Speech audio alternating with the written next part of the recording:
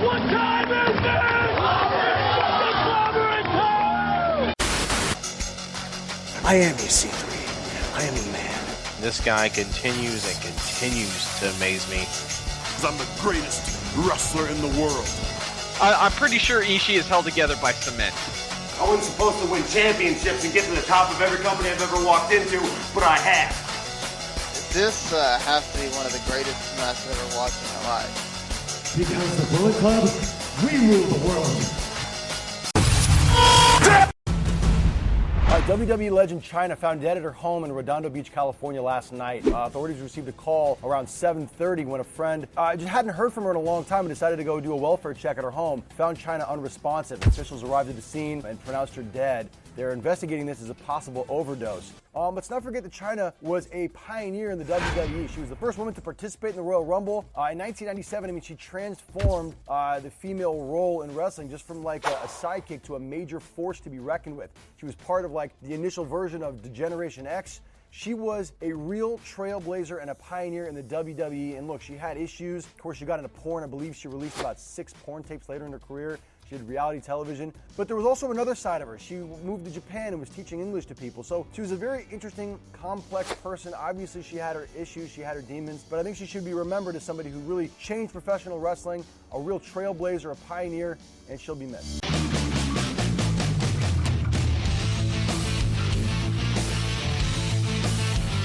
Ladies and gentlemen, wrestling to the match.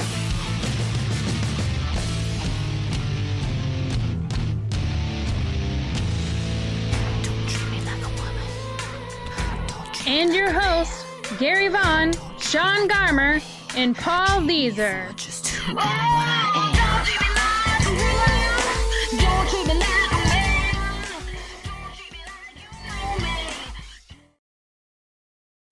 Hello, and welcome to Wrestle the Max episode 191, part 2. And we are brought to you by, of course, by the W2M Network, and we are in a partnership with 411mania.com and Last Word on sports.com, and of course we are the Every Wrestling Fan podcast. And Gary, once again, for the second week in a row, we got to talk about sad stuff. Yeah, I hate that. I hate that this is going to have to be a theme once again, but we definitely have some sad news to bring to the attention of everyone, and I think a lot of people listening right now know this, but we're going to go ahead and kind of give you guys a heads up. Chyna has passed away at the age of 45. This is sad, and we really, want to give her some special attention. As you listened to in the intro, we kind of gave her a little tribute there, and so during Quick Hits today, we're really going to delve in deep and and talk about Chyna and really just kind of maybe give our thoughts on her career, of course, her passing, and some other things surrounding who Chyna was, and maybe even still some talk about the Hall of Fame with her. So we'll get into all that and more during Quick Hits. We got a lot of cool stuff to talk about in Quick Hits today. Trust me, it is a mixed bag of fun. You don't want to miss any of it. So we're going to do that definitely. Plus, we're going to talk some NXT. We're going to talk some SmackDown. Sean's going to run down SmackDown for us today. And, of course, we do Lucha Underground, which is going to be a blast to talk about this week. And, of course, TNA Impact Wrestling, which had a brother versus brother main event. And we're also going to jump into some New Japan previews. We have a couple of shows we're going to kind of get us into a little bit, and Sean is going to do that for us as well. Me and Paul and Sean are going to kind of give maybe some of our predictions, what we think is going to happen. And that's pretty much going to run out our show with the Superstar of the Week. So we've got a lot of cool stuff to talk about today. And just to kind of get back into this really, really quickly, just in case you're listening and you're like, wait a minute, these guys aren't talking Raw? What happened to Raw? We want to let you know, if you have not known, we split the show in two now. And this is kind of sudden, I know, but on Monday, Sean and I and Paul as well got into a discussion about the importance of Raw and the fact that, we really have a lot of people that listen who can't listen to 3 hours straight. We made the decision to break the show in two. That way you guys can listen on Monday or Tuesday. You get Raw, you get Ring of Honor, and you get a lot of cool news that happened over the weekend. And then we split the show up where now on Thursdays you're getting not only NXT, but you're getting Lucha Underground, TNA, all that great stuff, and more news. So this is going to help you, help us. It's going to be great. The shows will be shorter, and you'll have a lot more information packed into one show. So this is great. If you have not checked it out yet, go check out Monday's show. It is a blast to listen to. We really enjoy doing it. It'll get better as the time goes on. So that's a little housekeeping I want to throw out there for you guys. But before we get into quick hits and all the other crazy stuff going on in this world, let's go ahead and just kind of briefly talk about a couple things. I know, Sean, you've got something cool coming up. I just want to briefly mention this. You were telling me that you are going to be going to a daddy-daughter dance, man. I'm looking forward to doing that one day. You're going to get a chance to do it, man. Yeah, it's, I mean, it kind of sucks because I wish the school would have said something a lot earlier. I already had plans to, I guess when you get married, like, women all of a sudden feel that it's okay for you to go on things. Because all of a sudden I got invited to this, like, this woman that works, wine tasting birthday surprise thing that I would have never been invited to beforehand. And so it's like wound up being on the same day. And I was kind of already getting ready to go to that. They were telling me to go pick up the cake for the person and all that. And then the school just goes randomly on Wednesday, hey, there's a father-daughter dance thing. And I was like, she kind of looked at me and she was like, we're going, right? And I'm like, well, you said we're going, so we're going. And then, she started trying on dresses. And she's like, you and me are going to dance, right, Daddy? I'm like, well, she just said we're going to dance, so we're doing it. It's like when it's really hard to sit there and stare at your daughter being all happy about trying on really pretty dresses and wanting you to take pictures and all this stuff and going, yeah, I'm not going. Like, no. It's so it's really cool. I'm hoping it's a 2-hour thing. Hopefully it's awesome. Yeah, dude, I think it will be. You'll have a blast, and it's cool, man. I'm really excited for you, and I know one day I'll get a chance to do that. Amanda's already warned me that's going to happen. Oh, yeah, I'm sure. You wait till it happens at, like, when they're in actual, like, elementary school or something, and then everybody's there, Oh, man, I got to learn how to dab. I better learn how to do that exactly. quickly.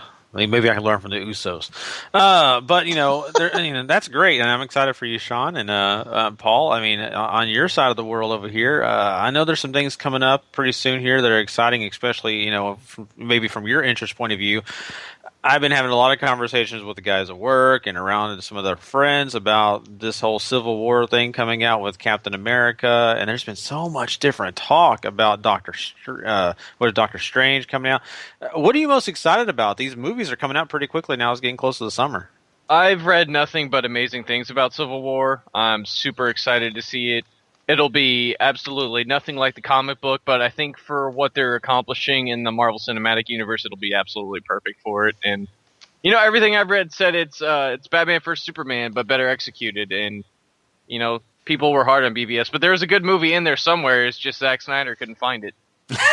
Yeah, that's sad. I mean, the good thing is Marvel should show them how to do it. Civil War is probably one of my favorite things that they ever did. So I'm super excited for the movie too, and hopefully it delivers like most of these things have for Marvel. Mm-hmm. Yeah, I'm looking forward to it as well, and it'll definitely probably be a date night for me and my wife. She enjoys those movies, and I do too. So it'll be a lot of fun to go check out. And of course, Doctor Strange, that's gonna be something that's gonna be kind of cool, something different to be jumping into as well. So looking forward to that. And plus, guys, Devil, excuse me, I don't know what I'm thinking about, but they're on. I think it's May 8th. The Deadpool movie's coming out, so that's definitely a buy for me. I don't know about you guys. Already, wow. Yep, I cannot wait. So, enough about comic book talk. Let's go ahead and jump into some quick hits here, guys. We got a lot of them for you, a lot of cool stuff. Like I said, it's a mixed bag, but trust me, we're going to have a lot of fun doing it. And let's go ahead and do it. Let's get into some quick hits. It's time for wrestling news. Quick hits.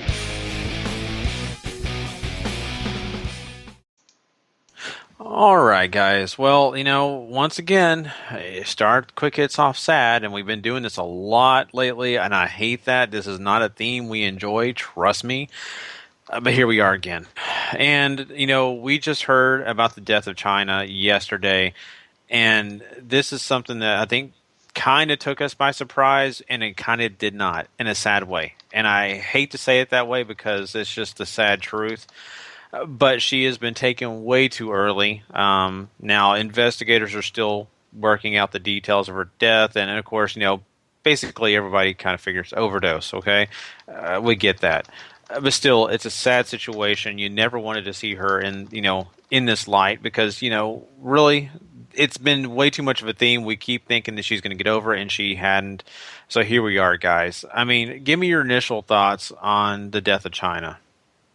Obviously, this is a very sad, sort of a trailblazer in the WWE and maybe in American wrestling in general. I mean, she sort of popularized intergender wrestling for a little bit. Obviously, the first female Intercontinental Champion. She was a huge part of Triple H's storylines for a very long time before Triple H moved on to Stephanie and the corporation and all that in the early 2000s. I mean, it's a sad day, but I mean, as Gary said, it's not it's unexpected that it's this soon. It's not unexpected that the reasonings that are sort of coming out about maybe her demons getting the best of her and her going back to drugs and alcohol and all these other problems that she's had for a long time now just finally caught up to her. And 45 is way too young. This is one of these sad things because she was making a comeback. They were making a documentary of her, which now they're going to rename the deconstruction of Chyna, and they're going to finish it too. So at least we'll get the documentary. She had missed the WrestleCon show, and I think she had missed another convention at that point. It's sad to hear, because it seemed like she was starting to kind of come back and make a change within herself. She was taking pills for anxiety and depression and all that, and not being able to sleep. So you never know what all that was, but it's with all the stuff she's gone through, it's not surprising. Like Paul said. It just kind of sucks that at 45 you're talking about her being gone before she even had the opportunity to perhaps get back in WWE's good graces, perhaps do something again in wrestling.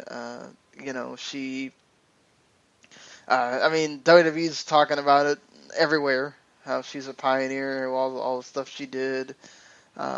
It sucks that they're having to talk about it with her being dead, which that's a whole thing in itself, I guess, that we can get into. But she was obviously hugely important for women's wrestling. Before there was all this intergender stuff that we have now, she was the main kind of cog in the Attitude Era of why there was intergender going on then. She really made a path for the women, and for the for women, showing that they can be equal to the men. People kind of down the whole Intercontinental title reign, and you can look at it one way, you can look at it the other way. But I kind of look at it as she is the only women's woman to ever win the thing, and you could say she definitely deserved it at the time. She was super over. Being part of DX, everything just. I don't think that you want to take that away, obviously, because even WWE does it with that when she was the co-champion with Jericho, they look at it as vacant. They don't even have it on there as they're being co-champions. But just her time with Eddie, that was that to me that was a fun time in her. One of the fun times I had watching her in WWE too. She even had a time in New Japan where she was voted to be in a match at the Tokyo Dome with Masahiro Chono. Didn't go that well, but it is what it is. It shows that she was that important that they brought her in there. Obviously, that was when they were making bad choices, but it is what it is. she's done a lot. She did that whole teaching English in Japan. So, I mean, people are going to talk about the other stupid stuff that happened afterwards, but I don't think that needs to be discussed. We all know what happened there. Yeah. I mean, Mick Foley also posted an incredibly touching memoriam for her on his Facebook page. That's totally worth checking out, too. Yeah. I mean, it's so weird, right? Like, we have all these people that all of a sudden feel like, and it's weird because it's one of those where, you're not expecting this. She's so young, and you're not expecting for her to die like this, and so you don't think about it. I remember there was times where we kind of said bad things about Chyna because of, the whole YouTube videos and everything that came out. But it's like the people just totally blasting Triple H and Stephanie and all that through this. I kind of feel like that's just misplaced to me. I don't know about you guys, but I'm kind of curious what Paul thinks about that. But for me personally, I understand it may be to an extent, misplaced, or I don't know. I kind of feel like I read all their comments, everything they said. Triple H seemed to me a little bit more sincere. I think Stephanie just said what she had to because it looked like something her lawyer would have written. Nothing that had any emotion or personal touch to it. So that's why I feel like, she just blew it off. To be fair, what connection does she have to Chyna other than bad things? Exactly. That's true. And that's fine and dandy. That's fine. But I would have rather her said nothing. That would be like you. She can't not say anything. Yeah, I think people would have been bitching about the fact that she didn't say anything if she didn't say anything. Mm-hmm. So, yeah. I mean, like, to me, that's kind of like expecting your, if you get divorced and your current wife to say something about the previous wife and you guys never got along. I mean, it's not going to happen. It's just one of those things, Yeah. I get that. I don't know. What do you think, Paul? Yeah, I mean, you're dealing with a situation that got very dicey very quickly back in the day. Seemingly, I mean, obviously, I always thought she might have had some beef there, and that's fair. And it's a shame they just couldn't mend fences. I mean, that's the worst part.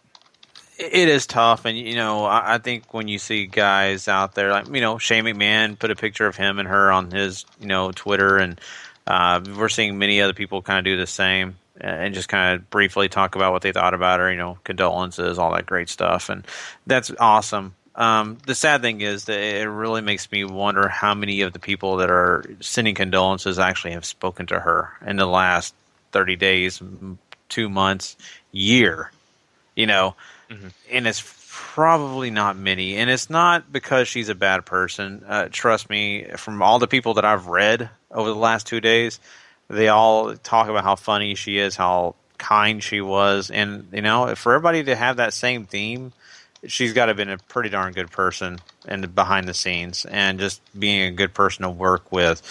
That's what thrills me. And I'm happy to see that. And I'm not seeing people say, oh, this is a good thing at all. No, people are genuinely sad and kind of, feeling like they probably should have made a phone call. I think that's what it looks like here. I think there's a lot of people that kind of wish they wouldn't have made their life so busy and would have taken the time to say hello to her every once in a while. I don't know if you guys have heard a song. It's a pop song out right now in the current time. It's the song called "I Took a Pill in Ibiza." I don't know if you guys have heard that. Have not. It's by Mike Ponner, and it's a pop song. It's out right now, and the song basically is about a person who's well off, a rich person, and talks about it from their point of view in life, and basically saying, you don't want to be like me. Everybody wants to be like me, but you don't because it's all superficial, blah, blah, blah. And as I listened to that song, I just heard it recently, and I thought about Chyna, and I kind of put my place in her place. And as I listened to the song, it kind of made me a little bit more of emotional about this whole thing because I kind of feel like she was put up on that stage, and everybody at one time thought a lot of her, and she was well received. She had friends in all points of view. There were people that really just praised what she was doing with Degeneration X, even in her singles career, Intercontinental Champion, first woman to ever enter a Royal Rumble. All these things are great. People love Chyna. And then when she fell out of grace, she fell straight out of grace. And went from this high to nothing. And then it kind of spiraled her life out of control. And, that was partly her fault. Can't blame anybody else. That was her place to step on her own 2 feet and move on, and that's something maybe not everybody can do, and it's kind of obvious in her situation. I just, I kind of put those two things together, and I just kind of feel bad for her because I think she went from having so many friends, so many people that talked to her, to nothing, and I think that's what put her in this place. And I hate to say that, but once again, I don't think this is her fault. I think Joanie Laurer was a great person, and I think she legitimately had a lot of things going good for her. I just don't know if she knew how to do it, knew how to overcome some things. I think you could have said the same thing about Jake Roberts. I think you could have said the same thing about even Scott Hall, and they were just blessed to have a good friend like Diamond Dallas Page bring him over and help them. I sure wish Diamond Dallas Page could have done the same for her, and I think he would have if there would have been a connection, maybe. I know, but I think we're also putting this all on. At what point do you have to? I mean, not everybody has someone that's going to chase them down and make sure that they're okay all the time, and stick with them until the end, and like go, okay, it doesn't matter how many times you do this or whatever. I'm still here. I'm not going to go away, and if you're not going to go help yourself, I'm going to help you. Not everybody has that. As a person that's personally been through that, and I don't know what would have happened if I would have gotten out of, her life or whatever. Eventually, she corrected herself, but you have to want to do that. Mm-hmm. And that WWE rehab thing is there for you. All she has to do is pick up the phone and go, I want to do WWE rehab, but she never wanted to accept that she had a problem. Mm-hmm. And so if you don't accept the problem and go help yourself, and you don't have other people that are going to try to help you, that's already an issue right there. You never know. If she would have done what Sunny did one time, maybe that would have changed her entire life. We don't know. But it is what it is. Sometimes it works, sometimes it doesn't work.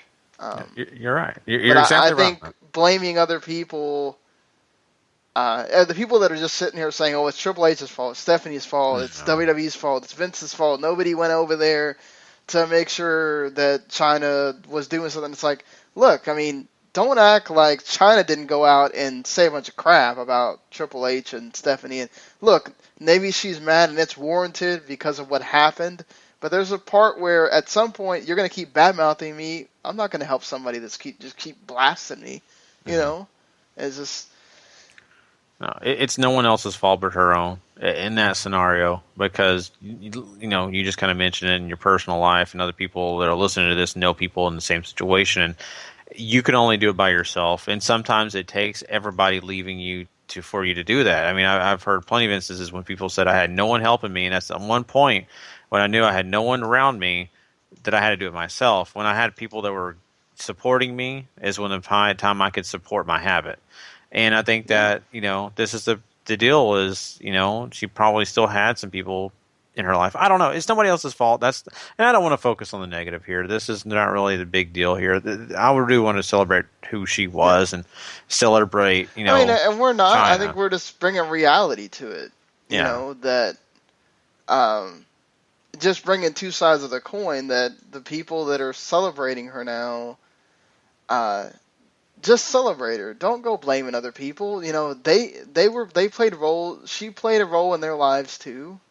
Mm-hmm. And whether they chose to ignore her or not say anything about it while she was living, again, no one expects that someone at 45 is just going to all of a sudden just die tomorrow. Maybe they were from a distance seeing that she was recovering and saying, okay, well, I'm going to have my time. Just like what happened with Warrior, Mm-hmm. Nobody expected that, but people got to. We were lucky, and he was lucky, and everybody else was fortunate to be able to have their time to say I'm sorry, and let those bygones be bygones. Sadly, this didn't get to happen for Chyna and Triple H and Vince and WWE and all this stuff, but that doesn't take away all the great things that she did. No. And you mentioned Warrior, and Warrior was a big deal because he was kind of like Bruno, and saying that never wanted to be affiliated with everybody because of the way they treated him, blah blah blah. Or Bruno was more about the fact that like the Attitude Era, but Warrior was also offended by different things, and Randy Savage to a point had his own stuff. I want to bring out this though. You're mentioning those guys, and the Hall of Fame is right there in front of our face, and we're looking and saying, she deserves it. She, when it comes to wrestling, every bit deserves it. The problem is the image, and Triple H, even in those comments you were talking about, Sean, kind of hinted at, it's still kind of tough. It's not all Triple H's decision to put her in. It's more of a group decision, and some people still feel like, the adult films that she did is deservingly the reason why she can't be in. Here, I want to ask you the question, Paul, if she'll ever be in, but I also want to bring up a point that I was telling someone today. I had a conversation with someone today, and I said, to me personally, it's hard for Triple H to make the argument, I think Vince McMahon himself, that if you type in Chyna's name, you're going to find adult videos or adult themes, which is true. It's going to be the honest truth. But for me personally, if I type in Triple H's name and his career and see who he's surrounded himself with, well, I look at Degeneration X. There's a few drug addicts in that group, not just Chyna. We've seen Road Dogg deal with his issues and other people. But Chyna is going to be in that group, and she's also lumped in with Triple H through a big part of his career. And it's hard not to bring up Triple H without seeing her name. Then they're going to research her too, and still be able to see those same things they're worried about. I mean, even in his that number when he had that Kingdom Come DVD, they had to address her, even though it felt like they didn't want to. Yep. They had to bring her up. So that's my issue. You're right, Sean, and that's my issue though. So now that Chyna's out there, people are going to Google Chyna if they don't know who she is and find those stuff. So to me, that argument's almost void in a way. And it's not only that too. They're going to find those videos of her just totally blasting the company and blasting WWE and all that stuff too. So, yeah, right. The difference is that the stuff you brought up about Triple H it was mostly all WWE sponsored, right? DX and hanging out with people you work with and all this other stuff. She went out there and did adult videos, which is whatever, but that wasn't company sponsored. And we're talking about the same company who sent these girls to do Playboy before. And you could bring that up too, but that's also that's Playboy is WWE a much thing. different thing than doing porn. I mean, that's true. It's very true. But still, I mean, it's simply because, WWE will stretch the line only so far, and I think porn is where they draw the line. Mm-hmm. But, but you got Sunny who just did one. And also, again, I hate bringing this up, but remember Chyna did porn that also included wrestling, where she made fun of both Vince, Stephanie, or all three of them, both Vince, Stephanie, and Triple H in that porn. Wow. So I've never seen that, so. It's not that I see. You can find just a description of it, and you can see, just a picture. It's not even that. I mean, there's a lot of different things. I mean, it'll take a while. But it's one of those things where I think you have the excuse that you can use, even though I don't think it's fair, because Chyna definitely did enough, like Triple H says, to warrant being in there by herself. But you can quietly put her in as part of DX and kind of do the Arn Anderson thing and be like, okay, this is the only way you're getting in. Mm-hmm. You bring up a good point. I mean, and Paul, do you see it that way, or do you think that there's any way possible she gets in by herself? I still don't think she gets in by herself. I question. I mean, if they induct DX, that'll probably be the quickest way to get her in. But I doubt she'll ever get in on her own, unless we're talking 20 years down the line from where we are right now. Yeah, see that, and that's my question. Because you look at it and you say, okay, well, here's her accomplishments. That's Hall of Fame worthy. But all this other questionable stuff puts her way down the line. Now, here's something else that's kind of interesting to me too: is down the line we see the way the world is working now in progress, and I don't know if WB will ever do intergender wrestling, even 20 years down the line. It very well could be. I don't know. But right now, as it appears, she's going to be the only women's intercontinental title holder. The only one to ever do that as a woman, and maybe the only woman to ever enter into a Royal Rumble. I mean, I don't know. Who knows? Well, Nia Beth Jax Phoenix may do entered it. in the Royal Rumble too. They've did also she? Karma was in one as well. Okay, well, Yeah. see, she was the first, I guess, so there'd never be another first. But Right. So saying all that, they've had other women, I guess, but I don't know. I just look at it as the Intercontinental thing really is a big deal to me. So I think that's kind of an interesting thing. I wonder if that's ever going to be repeated. There's such a stigma, and I wonder if it has to do more with what Chyna became. Than the fact that she won it, but it seems like sometimes it is more about that she won it, period. So, I don't know. There seems to be such a stigma about women winning these what are considered men's titles, especially in WWE. Will there ever be that time where the old timers are all gone and that's not a problem? Because you even heard JR on his latest, maybe not this week, but the week before, where he had Meltzer on, and he was not in favor of, a woman winning the title when he was asked about it, and there are many people like JR that will never think that that's okay, especially in a big company like WWE or, whether it's TNA or whoever else is left by that point. Will that become a point where, let's say it's Triple H and Stephanie are the big dogs? Could they say, okay, well, we have a woman that we think is fair enough for them to win the Intercontinental title or the U.S. title or something like that?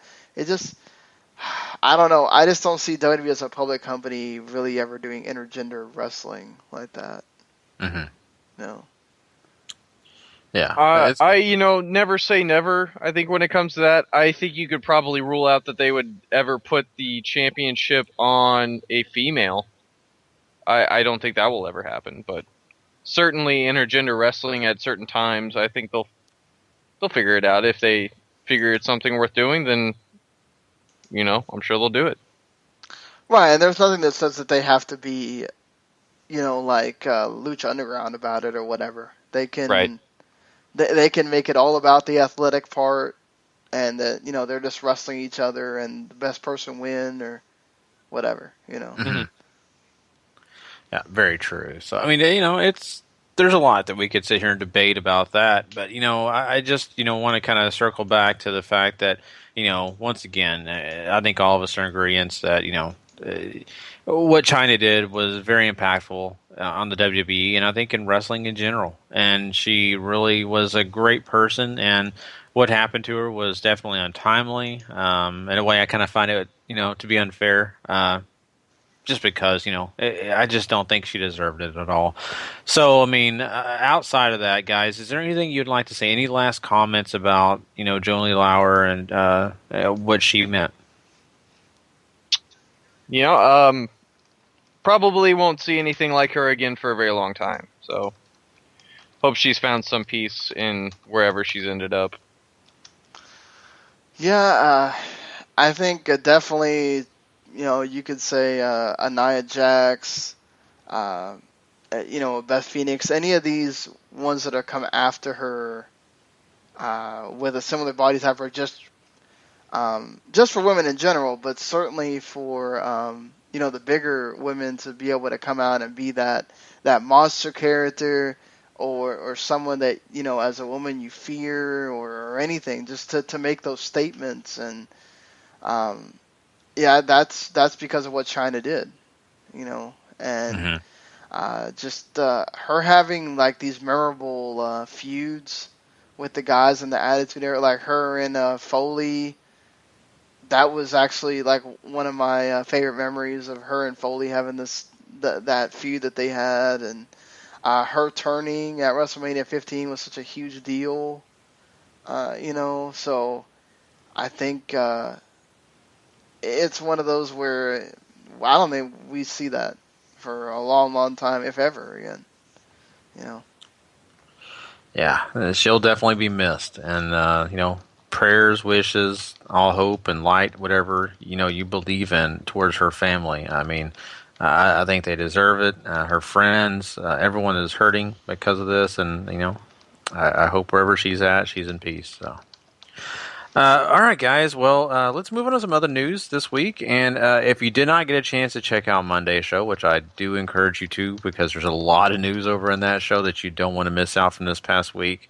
One of those big topics we had talked about was TNA and the fact that they are getting close to being sold. Now, once again, we have not heard any information this week so far about being sold, but we had a lot of information we were kind of discussing on Monday. I'll kind of leave it there because I think we have some other things we can talk about with TNA right now.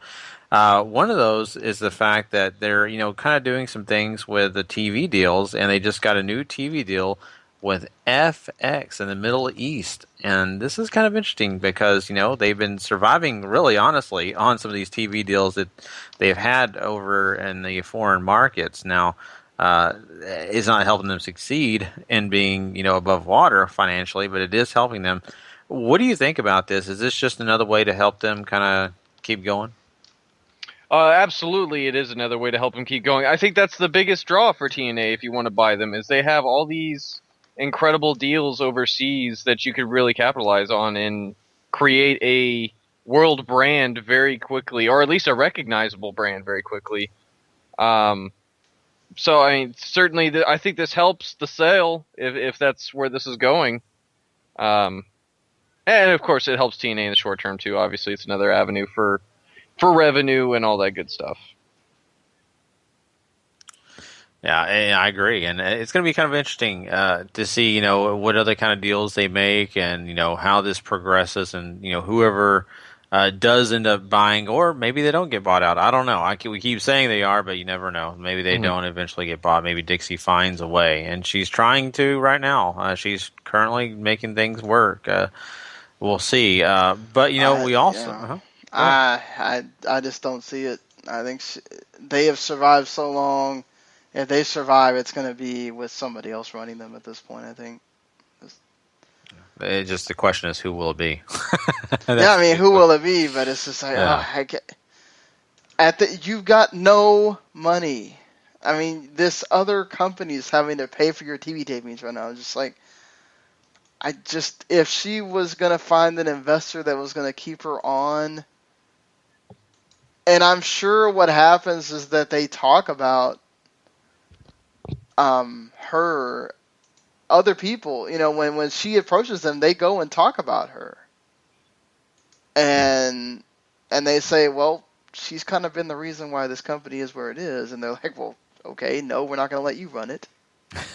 It's just like, if we're going to take this, we're taking it. We're going to do it in our own image. And that's a problem. Like, if you want to run you're not going to, like, it's sort of like if you decide to own a team, and then you're going to leave the old owner there to sort of be the general manager. You're not going to do that. It's just not happening. Oh, exactly. You're exactly right, Sean. And that's a big key here is, the way that it has worked out since Dixie's been in power has been kind of a slope, and that's not down. It's not the right way. It's actually downward. It's not that she's going upward. So, I feel bad. Really, really bad for her because I think that, she really has tried, but she just doesn't know enough about the business, I don't think. And I think also some other factors have really caused her to kind of go down, trusting Hulk Hogan. Anyway, so things like that. But, some other news with TNA right now besides, selling them and all that. Well, let's talk about the fact that, there'll probably be some people leaving. We've already had some people leave, like Bobby Roode, of course, but even people that really are not really big deals right now. Christy Hemme is one that has left TNA. And so, we'll have to see where she goes and if she even is in the world of wrestling after this. But that's kind of interesting. Also, TNA has also signed another knockout, and that is Allison Kay. And so I'm not really familiar with her, Paul, but kind of give us a rundown. Do you know who she is? Allison Kay has been performing in Shine and some other female promotions as well. I'm not a giant fan of hers. She's okay. I don't know, she's not going to set the world on fire with her wrestling, but she's a good promo, and she certainly has a good grasp on characters. So that's always needed, no matter what kind of promotion you are, no matter where you are in the promotional world. Christy Hemme leaving is surprising. I don't know if she's going to find another promotion that's going to give her the sort of shots that TNA were willing to do, like put her on the booking team and all this other stuff. So. Yeah, she was part of creative, and that was a big deal. And I'm kind of surprised that she didn't want to stick around and at least do that. Maybe that was not all her choice, though. I don't know, but it is interesting, Sean. I mean, what do you think about that? Yeah, I mean, she does have a kid. Maybe she kind of feels like. I think it's more like she kind of sees the writing on the wall here, and she might just say, "Okay, well, I can do something else." I don't know that. The only thing I could see is maybe they take her in at NXT, and that way she doesn't really have to travel other than going around Florida or something like that.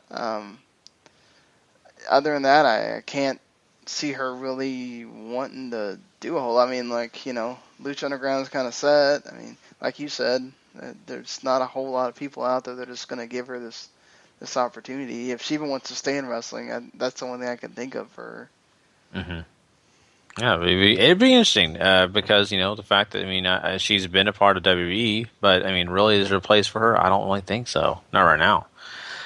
So we'll have to find out. We'll see how that comes about. Now, all other promotions are also doing a few things, but Ring of Honor is actually going to be having Jay White do an excursion over there. What do you think about that one?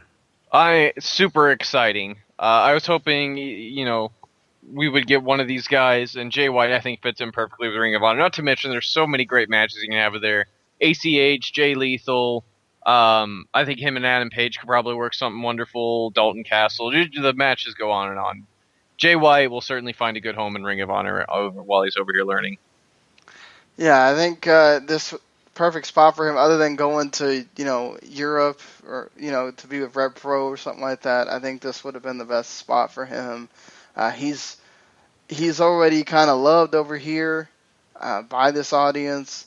The ROH likes him, so that's another plus. It's not going to be a Watanabe situation. I mean, not that he's going to be like just in the main event or something all of a sudden. Just I think he'll definitely have a role there that they'll continue to put him in, and it'll be interesting what they do with him. And I'm sure that he's going to definitely benefit from it at least. And it'll also be an opportunity because they do so many things with ROH. We'll get to see him again do things with the New Japan guys here and there. Mm-hmm. Yeah, it's going to be exciting. It's going to be like Paul just mentioned a whole list of guys he can have matches with, and it is going to be so fun. It is thrilling to see. So I'm excited. I know you guys are too.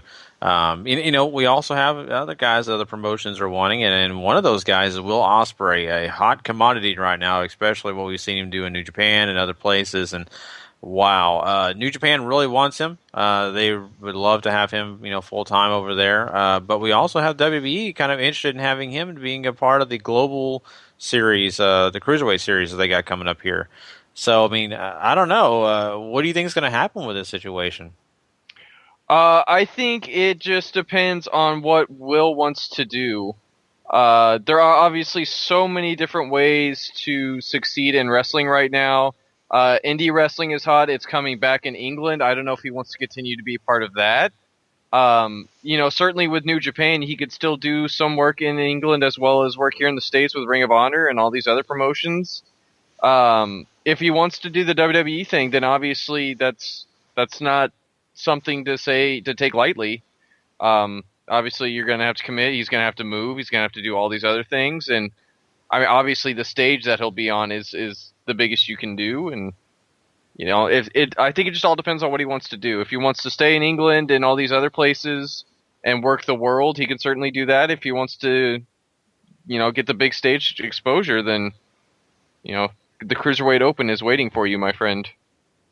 Yeah, I want to ask Sean the same question that I'm going to ask you, and I want you to answer this before Sean kind of gives his thoughts on it. But where do you want to see him go? I think with the way he works and what he brings to the table, it works so much better into independent style. And I don't know if WWE is going to want to cultivate that with him or not. I think he definitely has the option of just doing the Cruiserweight series and then not signing. But he might be one of those guys that I wonder if WWE thinks that they'll get Zack Sabre to sign, and so that's why they're putting him in here. It's just, I wonder if it's one of those where he's one of those guys that they really want, but they won't necessarily say, okay, well, we'll let you work this and you don't have to sign with us. This is one of those sticky situations with this. How many people are they actually going to go after when this is all said and done? How many of these guys are they going to try to get for NXT? Do they think that if you work this that you're automatically going to sign? I mean, we don't know what Triple H or anybody else's thinking is here. We don't even know if they want to sign anybody. They could just really be doing this for this and not want to bring anybody in. But I can't imagine that's true. So he has the possibility of kind of waiting it out. He's already kind of been promised the best of Super Juniors. I think whether he signs the contract or not, obviously whether he gets any wins in the best Super Juniors is going to probably determine if he, whether he signs or not. But he's got the Super J Cup, I'm sure, open to him as well. Yeah, that as well. The Super J Cup, that would have to pertain on whether he signs with WWE or not after the thing. Correct. Yeah. I'd love to see him be in New Japan for a while. He's 22. He's got years ahead of him to go do the WWE thing. I think he could really do with learning a different style, getting to work all those guys. Maybe at some point, if who knows in 2 years what the junior division becomes, and maybe he'll obviously get to work with all the heavyweight guys in these tags and everything. So I think he can only learn from signing that contract, however long it is, 1 or 2 years, or I'm assuming it'd probably at least be 2 years because of what they're doing with contracts right now. And learn. And at 24, if WWE comes in with a bigger offer, then take it. Or go back to England. And like Paul said, he can do New Japan and he can go work Rev Pro still because they have the partnership with each other. He can show up in ROH, just there's a lot of options for him. Just I'd love to see him part of that Cruiserweight series, but I'd hate for WWE to sign him and then they know he's so young that they can kind of have him down in NXT for a while and he's just kind of in NXT. Not that it's a bad thing, but he's so talented that I don't know what you bring him up to the main roster. Is he really gonna be another Neville? Is he really gonna go somewhere? I'd hate that for him. Mm-hmm. No, I'm right there with you, Sean, and that's why I kind of want to see him, sign with New Japan, even if he decides to do the Cruiserweight series or not. I just think that over there he can hone his skills. He can do a lot of great things over there, and just bump his value up even more. I think that would help him a lot. And of course, if WWE sees him become just this giant star worldwide, then they're kind of forced to put him in good spots and not just throw him in NXT and make him roast there for 3 years. And they may feel like they can do him justice like he deserves. So I'm really leaning towards that as well. I think he'd do a lot better over and somewhere else. So, but it's exciting. Will Ospreay's a great wrestler, and we've definitely been bragging about him ever since WrestleMania for sure, because of all the great stuff he did. So, Let's talk about something else that's kind of interesting. We've been talking about, some different wrestlers and different things going on, but, we, in the world of wrestling, there's always WrestleCons, right? Well, recently there's a WrestleCon that really boiled down to a lot of arguing and almost some near fights. And Sean, you know a lot about this, probably more than I do. Why don't you break that down for us on what happened at WrestleCon? Well, I wasn't here. This is obviously from the Observer. Dave points out that apparently Tessa Blanchard and the former wife of the King, the Cat, Stacey Carter, got in a fight over respect. Tessa Blanchard is, again, I kind of noted one of the things that gets her in trouble sometimes is she's not one to play the little be friendly game. Actually, Ricochet, who she's with right now, had to kind of come in and be the peacemaker between them before they got into a fight. And then Karen Jarrett, who is the personification of terrible. That woman seriously needs to learn that there is a distinction between playing a character and just being a normal human being. And she does not seem to understand the being a normal human being part. Apparently at WrestleCon, she spat on fans that were at the show. And then they kicked the girls out. And then they let them sneak back in because they knew that the girls weren't wrong. I think the girl wound up slapping Jeff Jarrett in the face because Karen had spat at them. And she didn't just spat at the two girls. She spat at like a bunch of people in the front row there. Just to be a bitch, So it's like her and Melissa Santos kind of got into it, during there because I guess Melissa Santos, they didn't have a chair for her to sit on, and so Karen Jarrett spit on her. And it's just like, I mean, come on, woman. Like, what the hell is wrong with you? Like, why are you just going around spitting on people? And, of course, her husband had to separate them, and then Jeff Jarrett and Brian Knobbs apparently almost got into it, and Mari Jannetty was stupid and walked into a fountain as well. So,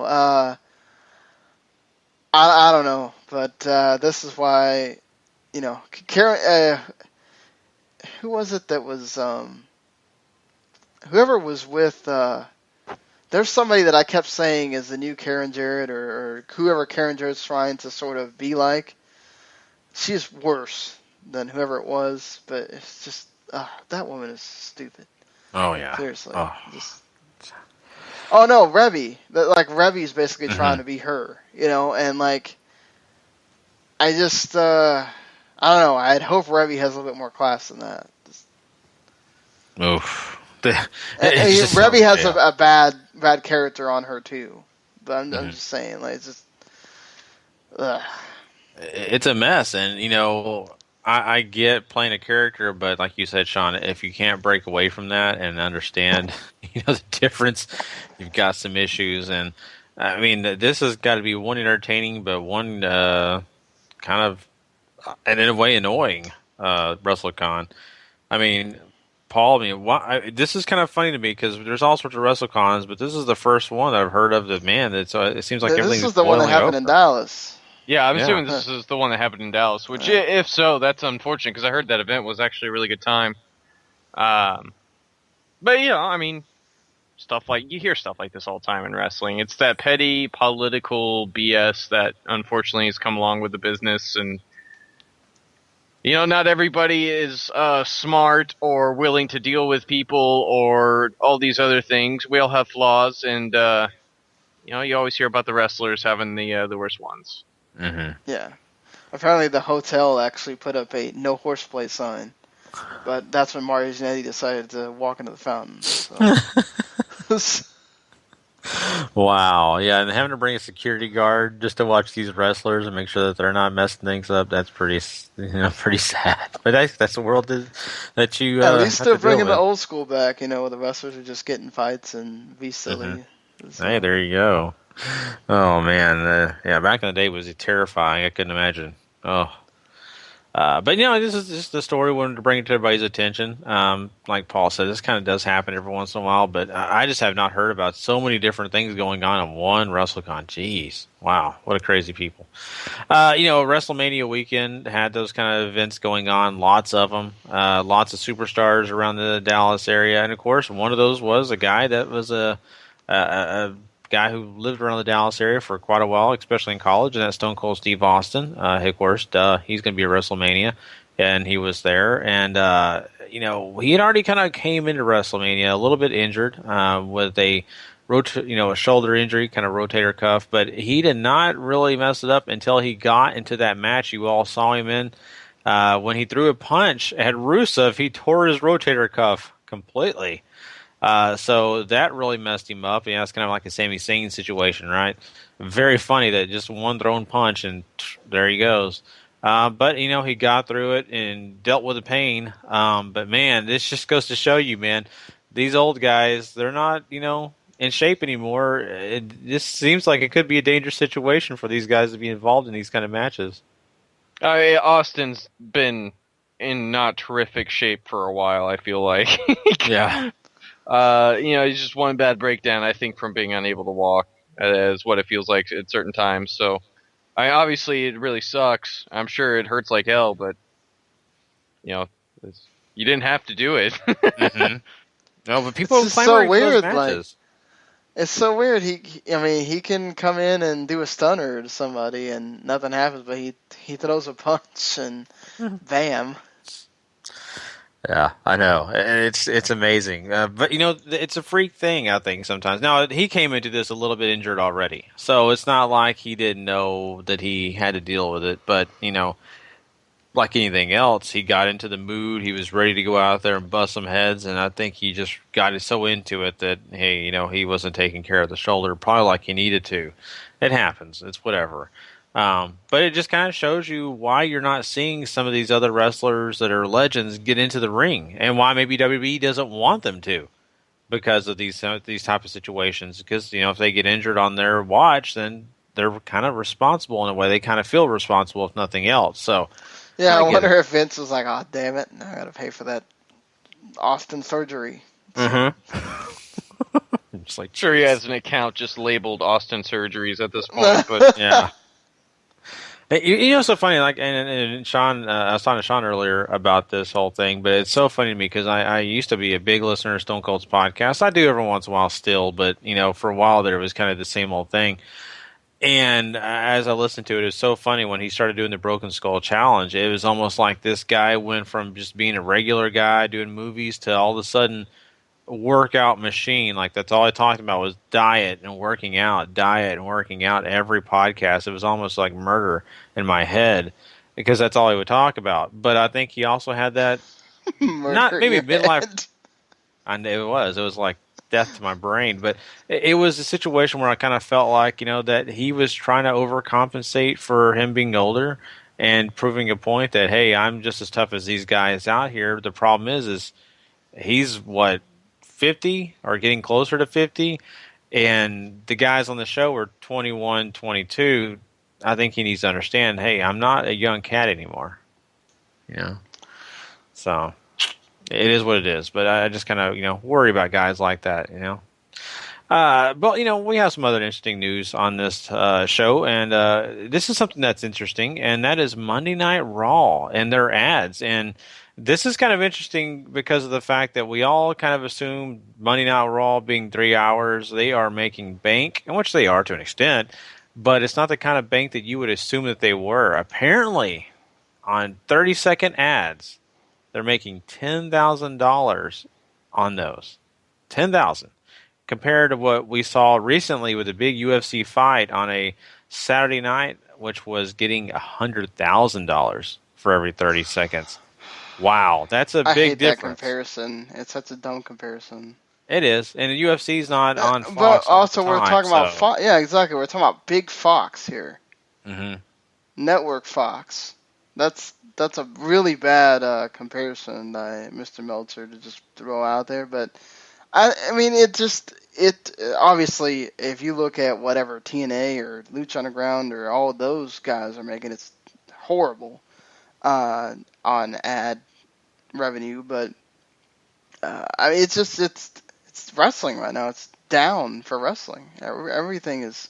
I mean, it's down for TV, period. But wrestling is just it's down as far as you're making money off of that right now. Unless you're WWE and you're making money off your rights stuff, but just people are not making money off of wrestling right now. It's just not the case. Exactly. I mean, Paul, this does point out kind of what Sean's saying here. Do you think that, they're going to have to really find a way to really, find other options here and trying to find a way to get that revenue up? Because that, to me, can only go down because we're talking about cable TV here, which is not exactly as popular as it once was, and we're seeing more people cut the cord. Yeah, and I think it really leads to some fun ponderings about what if WWE ever does decide that cable TV isn't worth it anymore, and you start seeing Raw and SmackDown and all these other shows exclusively on the network. What that does for them, not only content-wise, but monetary-wise. I mean, I'm sure subscriptions would shoot up. Now you have the only way to watch is the network, and all these other, I think, fun little options that come to mind. And maybe it wouldn't be well from a business perspective, but I think if you look at it product-wise, it certainly gives them a whole different avenue to create different sorts of content and create content the way they want to, instead of having to kowtow to USA or anything like that. Like maybe Raw goes back to 2 hours. Yeah, which would be wonderful. Yeah, please. As again, this Monday's Raw proved that you hit that third hour and it's just like, oh my god, I want this to end right about now. But I think it's also just remember that cable companies don't make money off of these ads so much, especially anymore. What they make money off of is the rights fees that the cable the satellite and cable companies pay to them to have the channel. So, they want to be in that top 5 tier, which USA would be number 11 right now. Sometimes number 13 if they didn't have Raw and SmackDown. That's how important Raw and SmackDown are to them right now. Whereas whenever they signed those deals, remember when USA had all these great shows? All of a sudden USA is not replenishing that with more great shows. Now Royal Pains is ending and Psych ended, and there's a lot of these shows that ended now for USA. So they're kind of back to that time when the Attitude Era of Raw was around, where they basically did live off of wrestling. So it'll be interesting to see if that continues when these new deals come up. How much WWE can use that as leverage to say, look, if we go, what the hell are you going to have on your channel? It's a big loss. It really is if they were to ever lose them. And it does make you wonder, though, if it would matter, because, the way that we're seeing wrestling trend at the moment when it comes to the casual fan, we may get a chance to see things turn around. I don't know that. I don't know that's going to happen before people do cut the cord. A majority of people cutting the cord is what I mean. So saying all that and talking about where wrestling is right now, John Cena has a reality show out right now called American Grit. I'm not sure who's all seen that, but their first episode came out, and in that episode we saw only about 2 million people even tune in, and before that show came on, they had 4 million people watching Bones. So half the audience left as soon as American Grit came on. Now, is that because the people didn't like the reality TV show, which doesn't really prove well, because reality TV is still pretty hot. It's a pretty big commodity right now on TV. Is it because of who's hosting it? John Cena, a wrestler? Or is it the subject matter, the fact that, military veterans are battling out? I don't know. But, it just seems to me that this is definitely not where Fox wanted to be with this project. They wanted to have a lot more viewers. They thought John Cena could do it. Is this another finger pointed at the wrestling business, saying, well, you guys aren't as hot as you used to be? For me, it's a finger pointing that reality TV sucks. But well, yeah, but I'm just saying. I don't know. Like, I mean, the show premise didn't sound particularly enthralling or anything like that, so it didn't ring anything with me. Not to be, I mean, John C. I haven't. I'll take. I saw the first Marine in theaters, and I also saw something else that it wasn't 12 rounds. Something else that he did. But you know, I mean, that's really the only thing I'd paid to see him in. So. Mm-hmm. Yeah. I don't think he draws enough outside of wrestling. He's not that crossover star like The Rock or Hulk Hogan ever were. You know, he's made a few good movies. Not him personally. He's been part of them, you know, cameos and, you know, co-star, but he's never really been the selling point of these movies besides the ones you talked about. And those were WWE films, which did okay, but were not, you know, breaking the bank for the movie business. So I think you have a point there. John Cena is good, but he's not exactly... I also think that just because you have Bones as a lead-in doesn't mean that people want to watch a reality show after Bones goes off. Mm-hmm. It's very much like that idea that people had during Glee's last couple seasons where just because American Idol came on before them that all these people were supposed to want to watch Glee. That's not the case. You know, it may not have been a very good lead-in for Glee. I think Glee did a lot better when they had more regular type shows come on before it. So, I mean, it's just, I think it's that whole, like, reality TV going into a regular show and a regular show going into reality TV may not be, like, the best formula for that either. You know, I mean, look, you can make a case that maybe the show just isn't good. Maybe it doesn't have to anything to do with John Cena. He's just hosting the thing. Mm-hmm. So, you know, it is what it is. I mean, John Cena says he wishes they could do it in WWE. That it may work even better there, but you know, we'd have to see how that goes.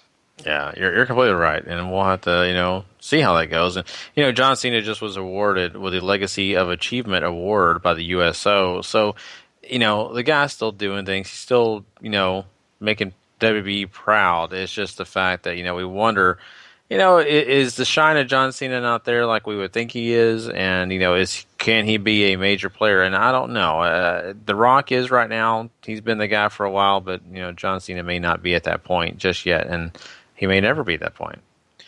Let's talk about NXT real quick, guys, because there's a few things that came out about NXT recently, and one of those is the fact that the next NXT TakeOver and the location was announced, and that, of course, is going to take place at Full Sail University on May 19th. That is actually going to be on June 8th, excuse me.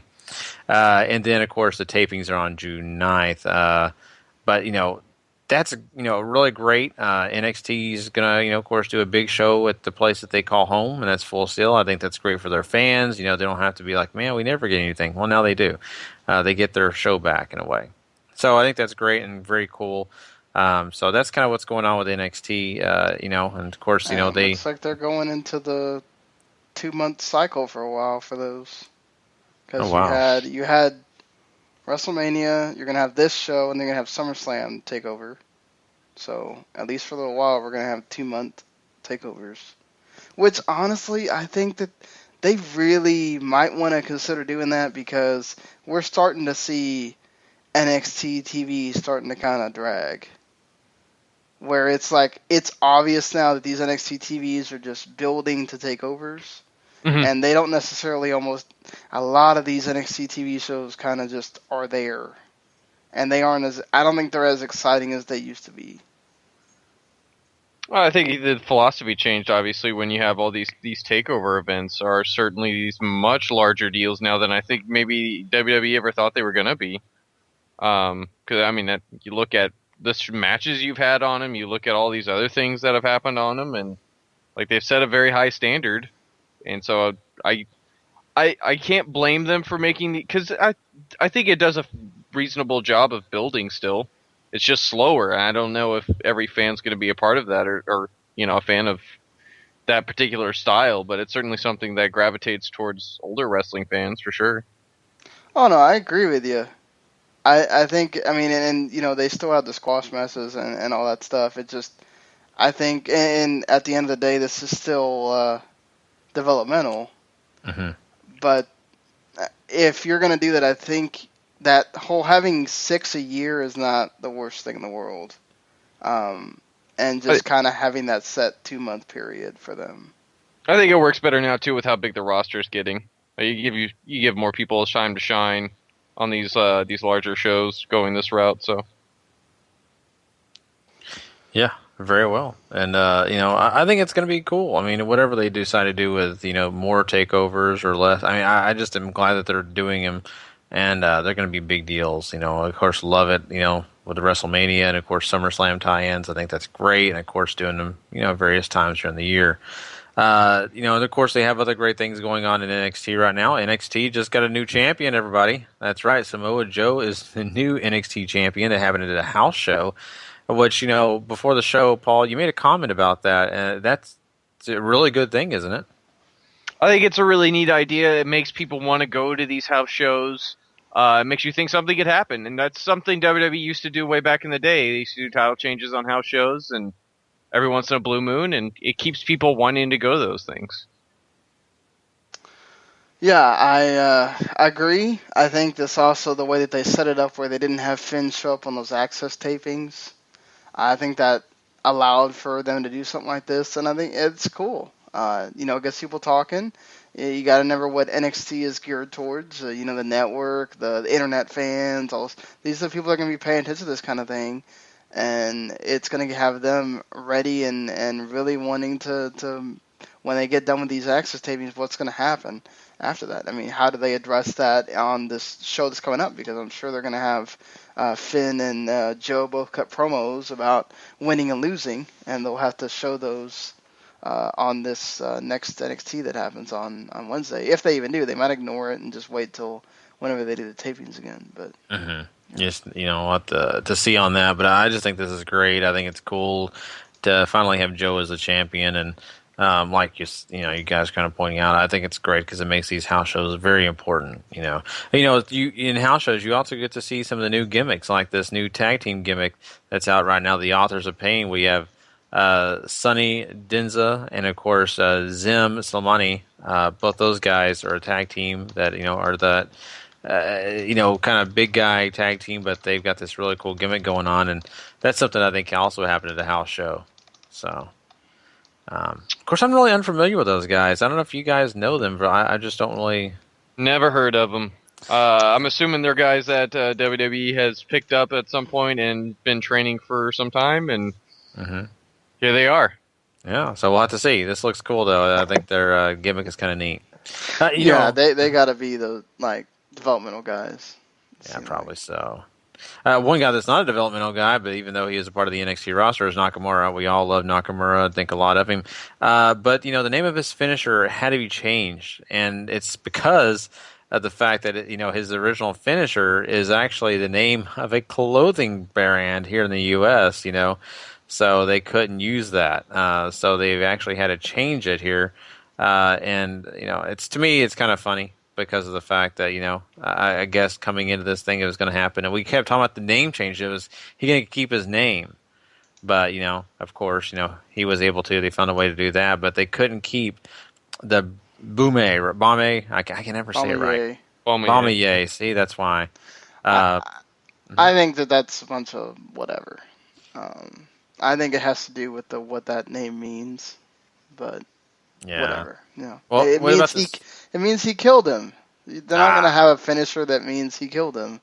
Same thing. Why all of a sudden they call it the Magic Killer on Raw, on SmackDown they blurped they had it edited out, and they haven't called it the Magic Killer again. And in fact, I think they had Anderson and Gallows kind of do a variation on the finisher on Raw, if I'm not mistaken. They didn't actually have them do the Magic Killer. So, obviously anything with kill in the name, they do not want that. Calf, they didn't call it the Calf Killer, Calf Crusher instead. So, you can't have that. Can't have death and violence, like that kind of violence. Huh.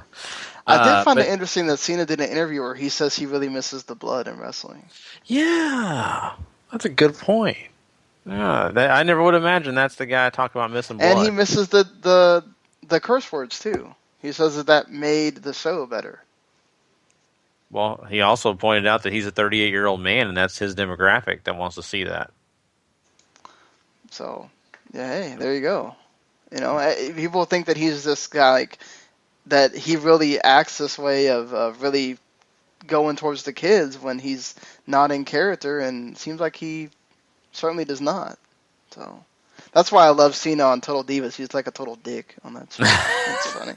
I mean, he's not the Nikki, but in some other cases he is, and it's just like, wow, totally different from the way you see him on TV. You know? Oh boy. Yeah, John Cena. That's surprising. But I real quick, if no one caught it, I haven't named the new name. It's the Kinshasa. That's an interesting name for the new Nakamura finisher.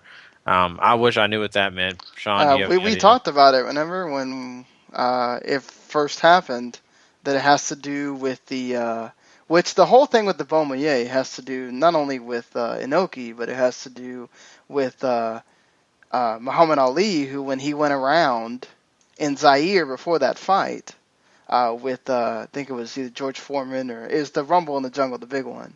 Mm-hmm. He was called Hey Bomaye. Like, that's kind of what they were calling him that. And so instead of calling it the Bomaye, which is what that comes from, they called it after the name of the city in Zaire where it took place, which is Kinshasa.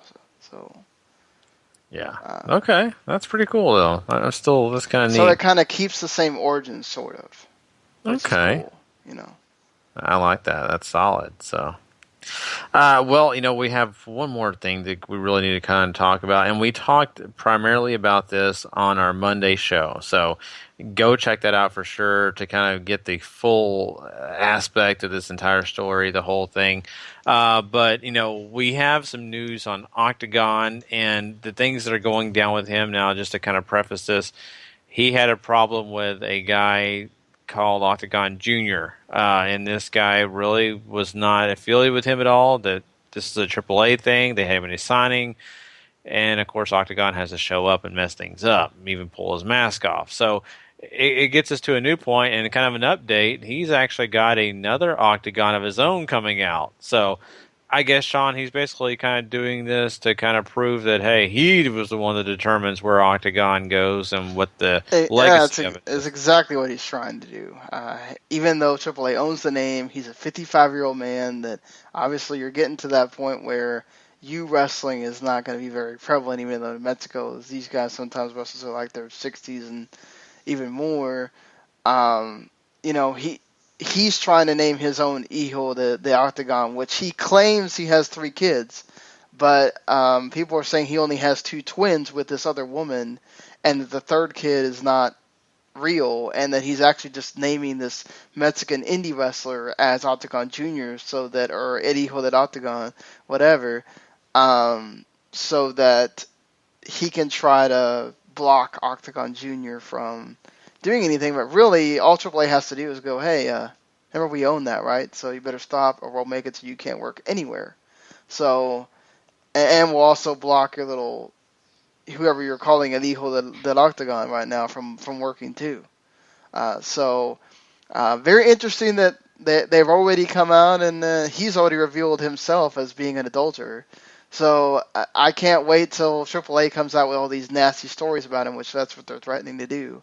So this is going to get nasty. This is going to get nasty. Wow, this is definitely what the see. This is why you don't scorn your employer. Just saying. It's true.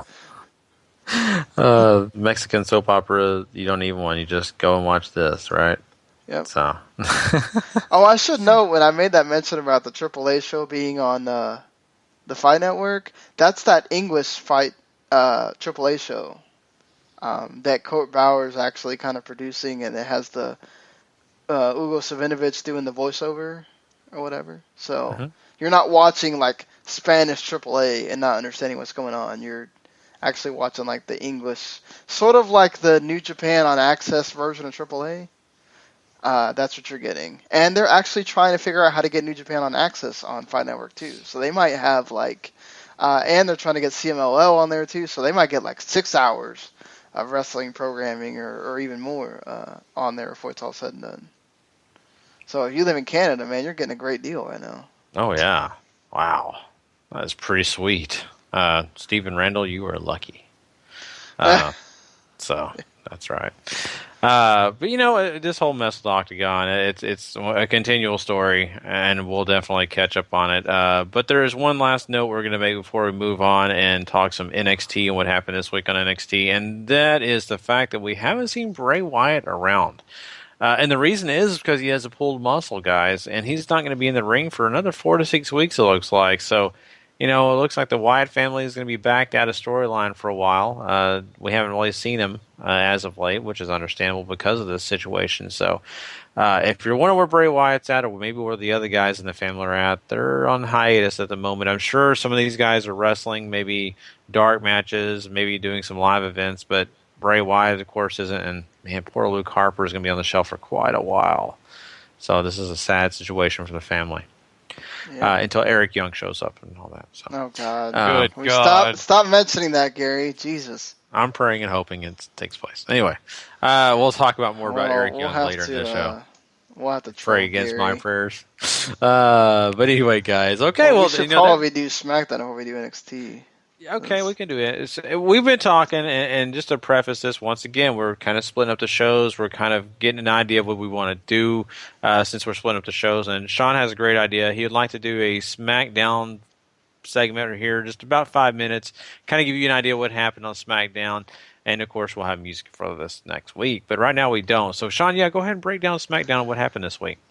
Oh, they had that segment with Miz and AJ with the Miz TV and Miz being his, dick self. Very much like he did let AJ talk this time. It wasn't like the Raw one where he was just continually interrupting AJ.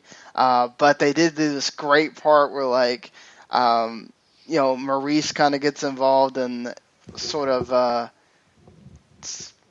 gets in there and it's like, oh, you sure you don't need Gallows to Anderson to help you? And he's like, no. And so, Maurice is like, are you sure?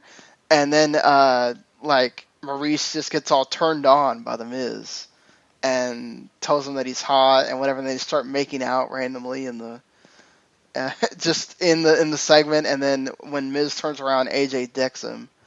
But just Miz and Maurice being terrific during this thing. Totally love them being together, like Paul said on Raw. Before we start, Paul, did you get to watch Raw at all? Or I have not. Okay, so we continue as here. Thought we might get Paul's Raw thoughts since we didn't get it on Monday, but yeah. So like Paul said on the Monday show, Miz and Maurice being together, awesome. For some reason, we get Kalisto and Ryback, even though Kalisto's already facing Baron Corbin at Payback, and Ryback wins. Which, why is your U.S. champion losing when he's being built? He should be being built up to face a guy that's very much like Ryback, a big guy. But the big guy wins, I guess, to want to prove, I guess, that it was a fluke at WrestleMania. I don't know what the point of this is, but okay. Then Corbin just basically beats up Dolph Ziggler again. Does the end of the days on the floor again. AJ and Miz have a really good match for the second time. So, I'm just I think you should definitely check this out. It's the best match on the show. Larry gives it about 3.5 stars. I think AJ wins again, but I think people really, if you think Miz isn't that great a wrestler, I think at least when he works with AJ, he proves that he's still pretty good. Luke and Carl Anderson come out to keep Miz from actually leaving the match. And there's a segment earlier where Luke and Carl say that they don't need AJ, and they have not professed. They blatantly say, we are not partnering with AJ. We're just here to make an impact. Haha. Luke Gallows saying that they're here to make an impact. And then basically that they have arrived and they're going to face the Usos on Raw. So we get the first Gallows and Anderson match on Raw. So get ready for that, guys. And Paige and Natalya have a pretty good tag match with Tamina and Naomi. They do the double submission spot, and Naomi taps out to the PTO. So Paige looking good, at least when they're in Europe. Let's see what happens next week if they forget that Paige was even wrestling.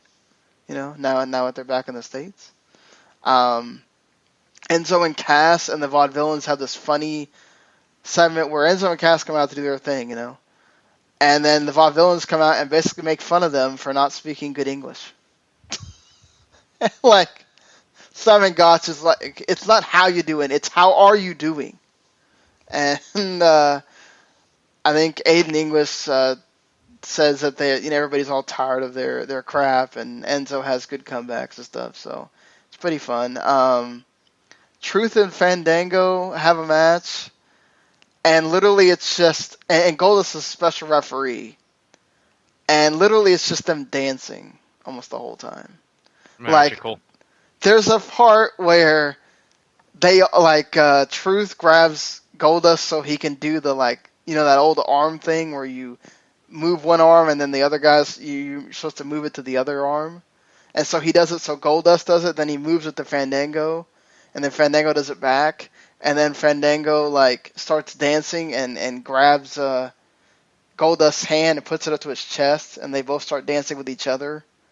And then Goldust moves, and Truth does the lie detector, and then that's the match. But it's just it's like 2 minutes of them just being stupid, and it's okay.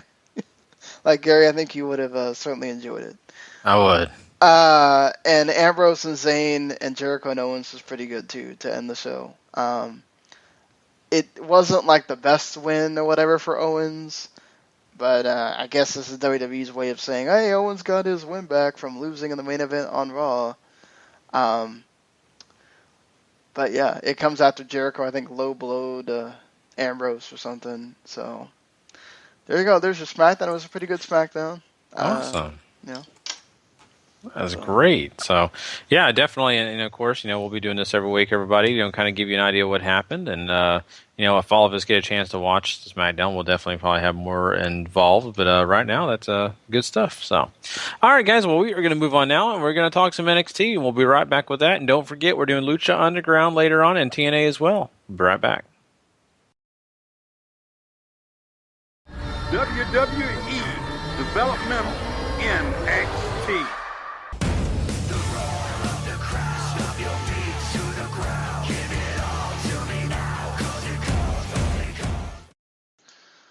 All right.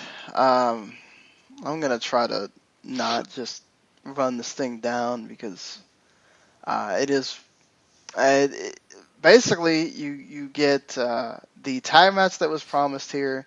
You get the debut of No Way Jose. You get a Nia Jax squash, and then you get the main event with Apollo Crews and Samoa Joe. That's pretty much the gist of what this show is. Regal also tells Elias Sampson that he will face Shinsuke Nakamura next week, which is actually the first Shinsuke match that was taped. You'll hear a much different crowd reaction than the one you heard for that first match that we saw. Crowd much more into it because it was the first time you'd seen him. And then Austin Aries also cut a promo on Baron Corbin, basically saying he's not a hard guy to find. But this first match with American Alpha against Enzo and Cass working heels here, and I thought they did pretty good. I thought Cass looked really good working on that arm of Gable there at one point. Even the fans even chanting one more time so he can do that lift up, old Undertaker move when he was American Badass, where he lifts you up and then drop you down on your arm, kind of thing. But what'd you guys think? I enjoyed this match a lot. American Alpha are fun, Enzo and Cass are fun. I don't know if they really gelled all that well together, but the crowd was more than into us to make up for any shortcomings they had in the ring. And American Alpha are just great. Enzo and Cass are just they're two great tag teams hooking it up and getting some time to do it. It is a really fun match. I enjoyed this. Yeah, I did too. I thought it was a lot of fun, and you can't help but say that because of both tag teams and who they are. But Sean, you pointed out working on the arm, and I think, you definitely see a lot of influence from all the tape that Enzo and Kaz watch. I'm sure Jordan and Gable watch a good amount as well. But it was nice to see those type of things in this match, and you really feel like, you got your money's worth out of it. So I think it definitely is one of those that you need to point to and say, wow, this is something that we're going to see maybe on Raw one day, and maybe not even in the far future. I wonder if this felt like it kind of suffered from one of those times where you have two face teams fighting each other, and the crowd seemed kind of like, well, who do we cheer for, sort of. Sometimes that's why I think you make the case of that face versus face dynamic doesn't always work. Yeah, it's when it's two teams that they want to cheer for, but they're kind of almost like, well, I don't want to hate Gable and Jordan, but I don't want to hate the other team either. So I almost felt like they were chanting more for Enzo and Cass than the other two. Yeah, it's I hate it too because it's faces versus faces, but I just like the fact that you got two teams out there who are well received, and even though it's hard to root for one or the other, you still love watching them go at it. Yeah, for sure. So No Way Jose, it wasn't pretty much a squash of Alexander Wolf. I'm not a big fan of him using the Kushida baseball punch as his finisher. But I don't get this. Like, I guess he's from Puerto Rico or Cuba or something. The Dominican Republic. Okay, so I guess that's the baseball theme, but it's he's fun. Just I don't know where you go. All these like dancing gimmicks and whatever. It's like they got a short shelf life. Even if you're gonna like pair him with Fandango on the main roster, like what are you gonna do with this? It's just, I don't know. Just it's kind of. I'm right there with you. It annoyed me in a way because I was expecting something that's not this. I'm okay with him. I want him to do well, but you're right. I mean, how many guys can come out and dance and do that whole thing? I mean, I don't know. I just don't see Fandango 2.0 being exciting and working well together. I mean, they can work well together as a tag, but besides that, where can you go with him? I don't know if it's really meant to go anywhere big. Fun little mid-carder things are something I enjoy in wrestling and something that WWE doesn't do all that often, but when they do, they usually find some amount of success. You look at a Santino Marella, you look at some other guys from the past, and themselves. And I don't know if this guy is going to be on that level, but it's certainly a fun change, I think, from what you usually get on NXT, and something that he brings something to the table. Yeah, I mean, I get where you're coming from on that, and I like it too. I don't know. The dancing thing, it's kind of been done recently, and I think they could have went a different way. In fact, I think the guy enough, not completely like this guy, but I think he looks enough like the guy that used to be on the league called Rafi. They should have went the comedic route on it. They should have done that. Now, that would have been a great character. I would have loved to have seen that, Just imagine him, they're going to the NXT locker room and like, where is Jose? And he's in the bathroom sitting on the toilet eating a hot dog. I mean, golden. Yeah, I think if you're, what we're gonna do, the Shark Boy gimmick where you got fat and was just eating stuff all the time. I mean, like, no, that's just a representation of what the guy from the league did. I'm just saying. Yeah. No, I mean, this is what it is. I mean, the NXT fans will sort of like anything, unless you're Elias Sampson and you're just, crappy. Yeah. But again, I hate that. Like, Kushida is just so much better at doing the baseball thing. Just don't do it. It's developmental. They're going to change things around. If that doesn't get over well, then he'll have something new. Certainly. I don't think we really need to talk about the Nia Jax thing. It's just good to have her back. That's all I'm going to say. Yeah. Certainly looked kind of perturbed, I guess, that she hadn't been doing stuff for a while. There is a Asuka and Eva Marie title match next week. Is it a title match or just a regular match? Yeah, I think it is the title match. They had Bayley, and I don't know, man. Like, I guess when you're having to have Bayley sort of talk about people, I don't know. This wasn't her strong suit here. I didn't think. It kind of came off awkward to me. I mean, it's developmental. It's something she's going to have to learn how to do, and better here than on the main show. Mm-hmm. And not only that, I mean, it's a good test for her because she's got to talk about someone who has a great ability like Asuka does. This is her opportunity to kind of explain what it's like to kind of get some inside baseball in a way for fans who don't get in the ring with Asuka. It's a great way for her to kind of shine and kind of put someone else over, but it's also a good test because she's having to say good things about Eva Marie. And my God, I mean, I would. There's no way I could have done that promo. Congrats to her. I would have just been sitting there saying I have nothing. She has red hair. That's about it. I mean, she can't really fight Asuka. So anyway, Yeah.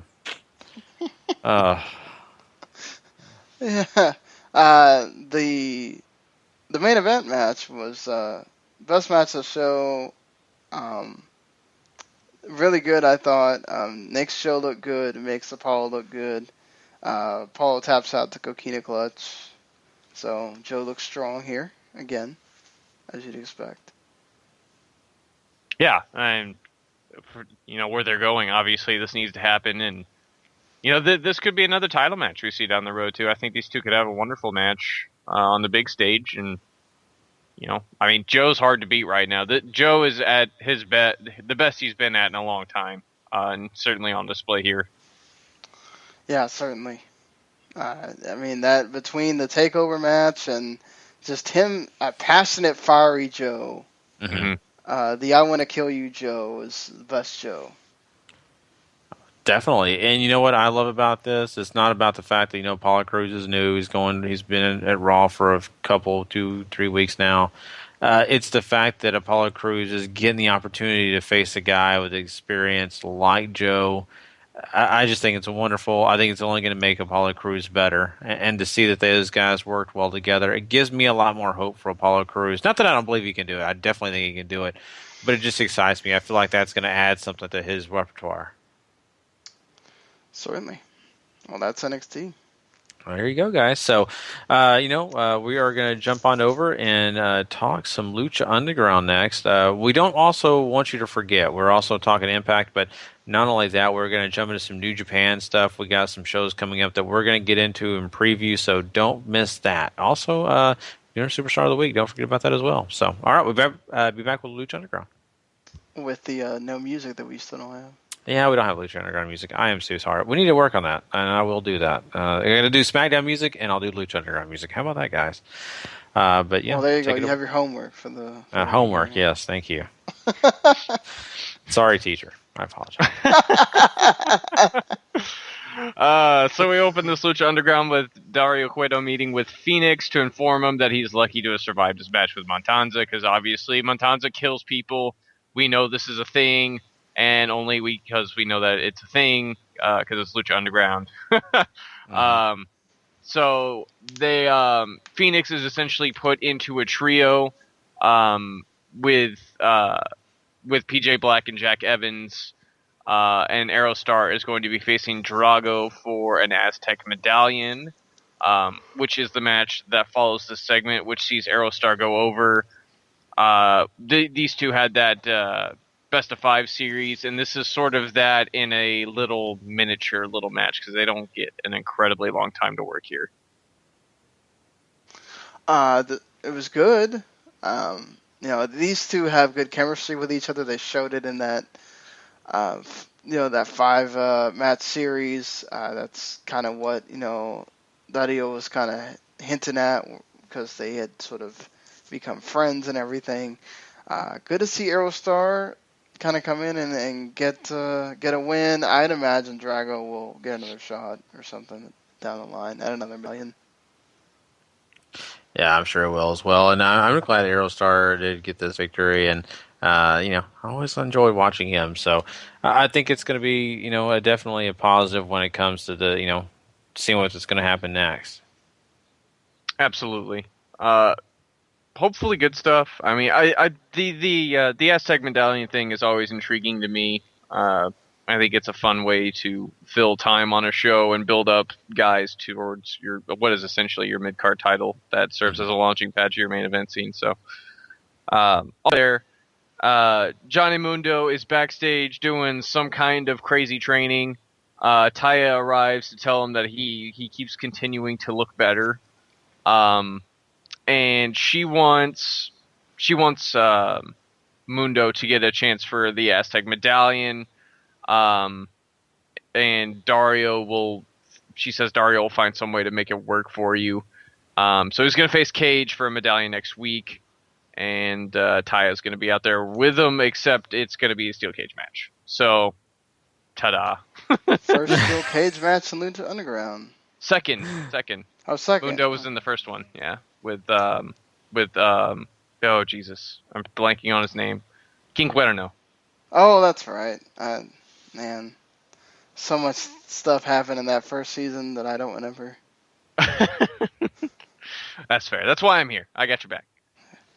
Trios tournament match is up next. Phoenix, Jack Evans, PJ Black taking on the Disciples of Death, which I really think we should just rename them to all of our notes and as the Putty Patrol. Because that's how we affectionately or know. as Larry calls them, the Kings of Jobbertown. I like they that certainly too. do a good job of doing that here. I don't care about. As soon as they come on the screen, I don't care about them. Come on, Sean. I mean, come on, think about it. Every time I see him, I start thinking, "Oh, that's right, that Power Rangers movie's coming out." Either that or I'm waiting for the Green Ranger to come out and just decimate them or something. Hey, Jason David Frank is not doing the movie apparently, so he could do that. I'd love it. What an asshole that guy! He should be doing the movie. I don't think they're allowing him to. Oh well, they're assholes then. I agree. Anyway, sorry. Clearly, the Putty Patrol isn't going over here. So the Phoenix, Jack Evans, PJ Black move on. So they will end up getting. Oh no, I don't think they said who they're facing. Anyways, we cut backstage again. Dario is talking with Angelico, Havoc, and Ivelisse in the office. Promise that no matter who wins, they promise, the trio does, that they no matter who wins the tournament, they will retain the championships. But Dario claims that they're technically in the tournament, so they're going to have to wrestle the dream team of Prince Puma, Rey Mysterio, and Azteca, as well as everybody else. Joey Ryan and the crew, and Phoenix and Jack Evans, PJ Black in a four-way match, and the winners will get the championships. What a dick that guy Dario is. Oh, yeah. What a dick that guy. Yeah. I don't necessarily know that I like this. I prefer when they actually have an end to your tournament where you have people actually fight to get to the end. But I understand what they're doing there. I think they're kind of sort of understanding they need to rush this because of the shorter season. Mm-hmm. So they're cutting corners a little bit. Yeah, I think Dario's been gone long enough, too, that they're trying to reestablish him as that guy again. Because now, instead of just being guy who has Montanza on a leash, he can be dick owner again, and that's all fun and games. Mm-hmm. The Putty Patrol appear from electricity, which is kind of cool. Katrina says that they failed, and what's worse is that Phoenix is the one who wins the match for them, which pisses her off to no end. She asked why they should live, and they get murdered. It's pretty awesome. Oh, this is beautiful. You're like, oh, thank God. But yeah, it's something that's kind of fun because this is Lucha Underground, and you get a chance to see that kind of interesting stuff happen. This is not every day we get the chance to see this in wrestling, and I love it. Yeah, only in Lucha Underground do you get to see people get murdered on your television screen in the most weirdest of fashions. Main event time, Lucha Underground title match. Montanza defends against Mil Muertes. This was a really fun match. I enjoyed myself a lot. It's classic big man on big man, and gosh, is Montanza scary. Completely agree. Just both of them had a kick-ass match here. I loved it. And, Matanza comes out again the winner. So Can't complain here.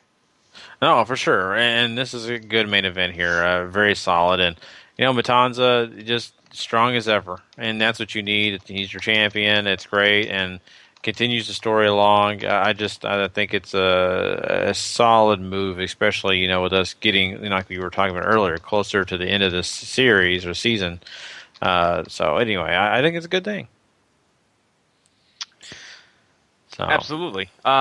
We have a little ending segment here where the captain of the police team that's in charge of Joey Ryan and all those guys she's got a case up about Dario with all these missing people, and Dale obviously is dead. Some new guy walks in, tells her that you're pretty much encroaching on his territory, and he wants her to drop the case because his boss is very, very powerful, and she clearly isn't happy about this as the show ends. So, like, the soap opera drama here at the end intrigues me to no end. Oh, yeah. The new guy is also a famous actor as well.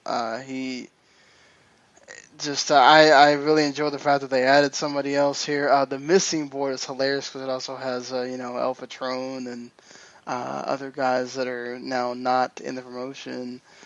So, it's a little attention to detail there that's kind of cool. So. Definitely.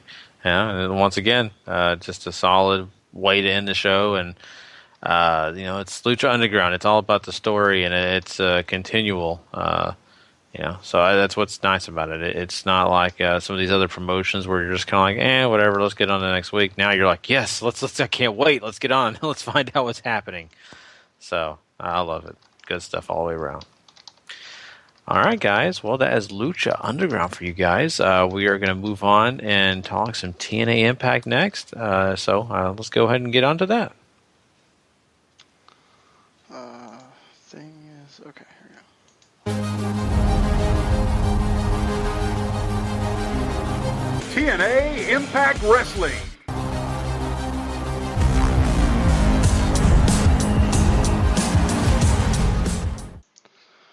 All right, TNA Impact Wrestling. Oh boy, that TNA. This ladder match wasn't much of a ladder match. It lasted about 5 minutes. You had the big spot with, I think it was Marty powerbombing Jade.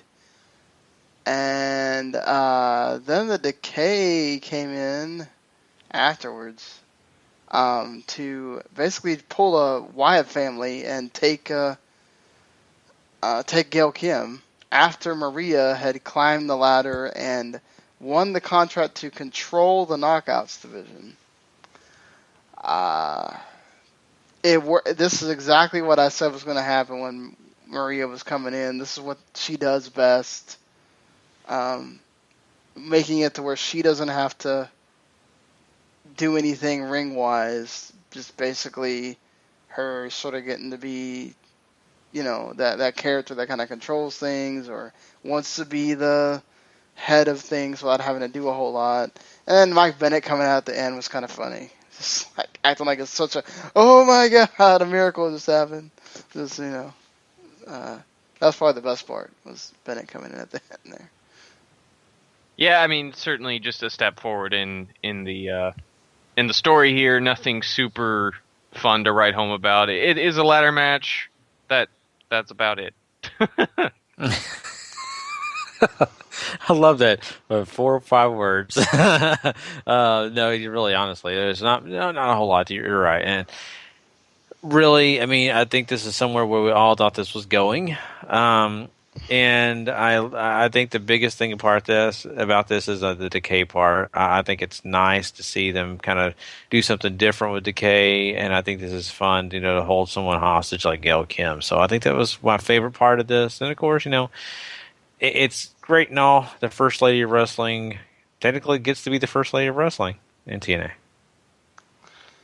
Yeah. So if we fast forward to, I mentioned Gail Kim getting kidnapped. We have this scene with the Decay and Rosemary kind of getting in Gail's face and slapping her and sort of saying, well, the definition of insanity is doing the same thing over and over, and that she's now in the Valley of Shadows and all this stuff. And then Abyss and Crazy Steve kind of talk to her, and then eventually they come out to the ring and basically goad the Beer Money to come out and give them a tag title shot, so they'll let Gail Kim go. At least they made the kidnapping have meaning, unlike the Wyatt family thing with Kane. Just Beer Money, I guess, just decided to be the heroes and go, okay, we'll do it. James Storm, he pushes people in front of a train, but he's still cool. I guess, totally forgot about that, TNA. But either way, I guess it's something now. Now it can be Gail Kim and Beer Money against the Decay. So they have storyline going on. So we know this is where this is going, obviously. But for those that have not read spoilers, don't want to say anything. But yeah, I mean, I thought at least they told a story with these guys throughout the show. So that's good. Yeah, I mean that's kudos to them there. It's just it's not overly interesting to me, None of these people, outside of Bobby Roode, nobody here really does a lot for me anymore. We know the Decay is cool and all, but I don't have any interest with this feud at all. Really, I like Decay. So if James Storm wasn't involved, Paul. If we're being honest, I might care a little more. Oh, wow, this is awesome. Poor James Storm. That's why he drinks so much, Paul, because you don't like him. Damn, just straight blame his drinking problems on I am, Somebody's going to an early grave, then... Again? Wow. So, next week on the podcast, we'll be... No. Let's not talk about that. No. I'm sorry. I will not mention any names like that. Gunner. Anyway, so let's go ahead and get into the fact that we have, the Decay in this situation where I did not think they would be, and that's with, these guys. I love Decay. I think they're great, and I'm okay, I guess, with this. But, honestly, knowing what I know about Bobby Roode, I have no interest in Beer Money. I didn't have interest in Beer Money really before Bobby Roode's news came out about WWE. So it's just hard to get motivated. Maybe that's where Paul's coming from. It's hard to get motivated to care about these two guys because Beer Money seems so much hokey and so silly now. I just can't get behind it. Yeah, it is what it is at this point. We know Bobby Roode's not long for the company, and it's just kind of one of those, we're just waiting it out at this point. We already, same thing kind of happens here with Eric Young on this show. We're seeing the beginning of the end with him being mad and him saying that he's beat everybody, and then he's going to leave. And then Bram says, hey, I'm not going with you, and King of the Mountain title match is going to happen between the two, basically, after Young gave him a low blow and a pile driver because Bram said that the title was too heavy on him. So we have that going on. We also have Drew Galloway and Lashley kind of going at it too, with Spud and Tyrus showing up, and basically Tyrus cashes in his thing that he won at Bound for Glory that I can't remember. I can't believe they actually remembered. And EC3 and Mike Bennett are having a no DQ match next week too. So TNA Sacrifice, sort of looking rather interesting. What do you guys think of all these sort of promo segments here? I think they're doing a decent job of building up to the to Sacrifice. Bram and EY doesn't really do a ton for me, but because Bram has become such a non-factor and EY is just at this point. Everything else, though, I thought was fine. Yeah, the way I look at it with, the EY and Bram thing is kind of what Paul's alluding to here. It's so new. It's great. It's fine. But does it matter a whole lot? Not really at the moment. I mean, the title, sure, that's a big deal, I guess, to them. But, I'm not a huge fan of that title in the first place. Then we're talking about the fact that we got Tyrus and his promo and all of that. I actually think he's done a better job in promos lately. I've heard someone else I was speaking to about this say, "Oh no, that's not true." I don't know. I don't have a problem with him, and I think he did a pretty okay job. I mean, he's not exactly the best in the world, but he's better than what he used to be.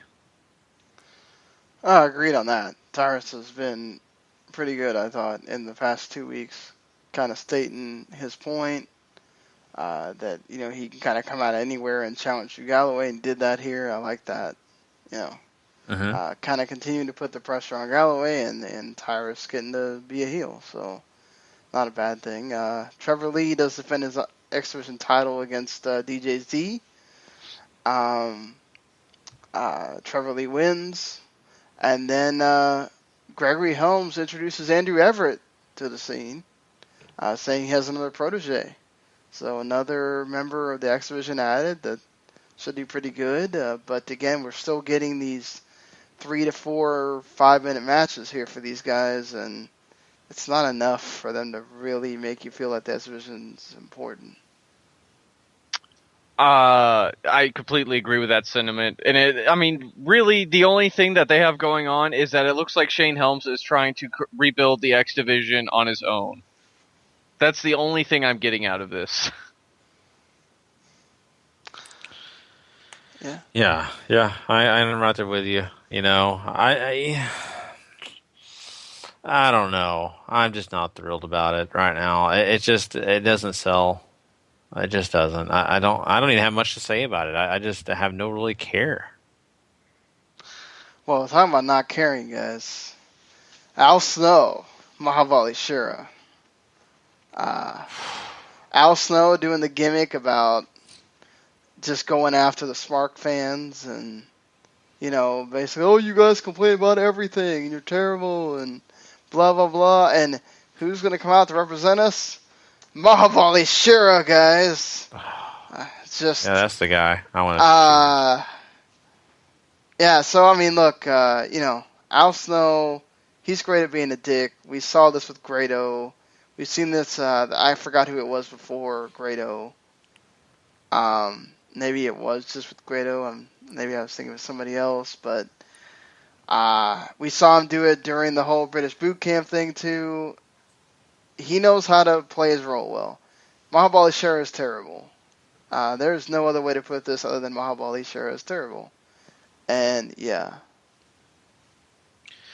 Oh, you're right, and it's so hard to even be interested in this either because of that fact that Mahabali Shura is just not the guy. He's the wrong guy to be doing this. I get the whole Grado connection and all that, but you've got to utilize this guy in a different way. This is not the way to do it, especially having him speak like we've had him speak. Nothing against that, but he's not ready for that. He needs to be in action.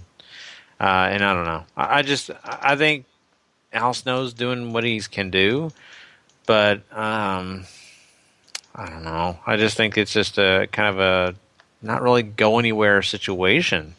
I just really feel that way. And heck, if Al Snow's so bitter, he should be bitter against, the fact that Pepper's gone. Maybe that's what's going on here. Maybe he's just, yeah, Gary, I don't know. He's still having resentment from 1999. I would be. He could be. Oh, the dog was cute. Anyway, Paul, what do you think about this? Mahabali Shura is bad. I don't like him on my TV. TNA continues to want to put him on TV, and this infuriates me to no end. Yeah. That about does it. Can we send him back to college school? I don't know if that's going to help him any, Gary. Yeah, I think you're right. Maybe someone else will take him. Please. Lucha Underground, they haven't killed enough guys off, have they yet? What? They're going to bring him on just to kill him? Matanzo. There you go. Take care of business. God.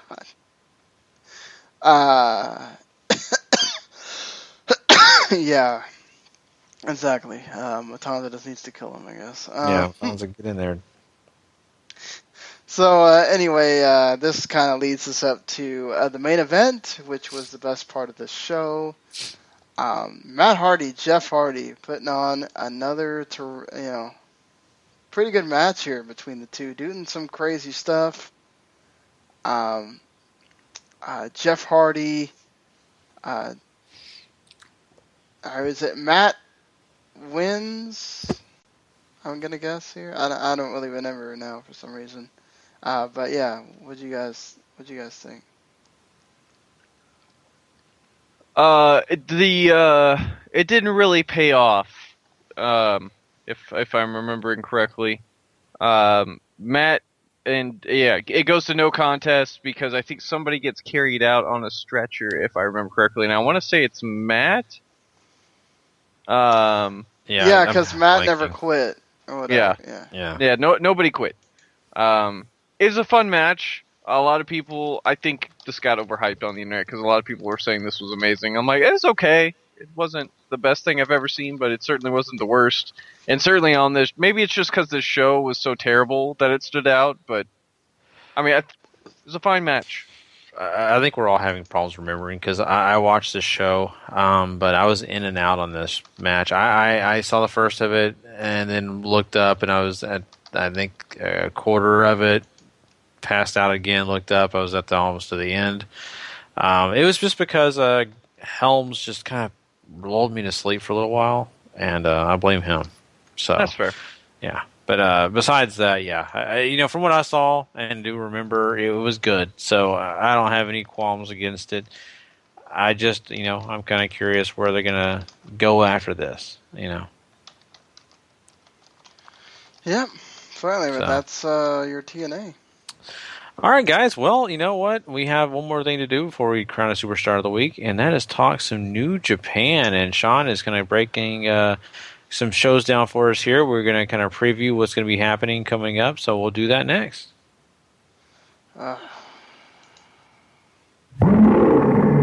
King of Sport. New Japan Pro Wrestling.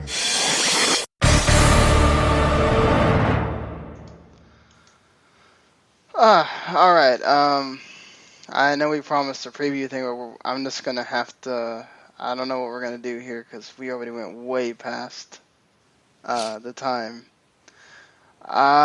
Basically, these are not the big shows here. These are house shows that are kind of being highlighted with some 10-man elimination tags with Tanahashi, Elgin, Makabe Hama, Yoshitatsu against Omega, Fale, Tonga, Loa, Tamatonga, and Yujiro. And then there's some other tags and stuff in these. They're also defending trios titles, I think on the 423 show with Omega, Fale, and Yujiro against the Tanahashi, Elgin, and Yoshitatsu. So that Yoshitatsu can keep being the Bullet Club hunter, which he literally is trying to be Triple H at this point.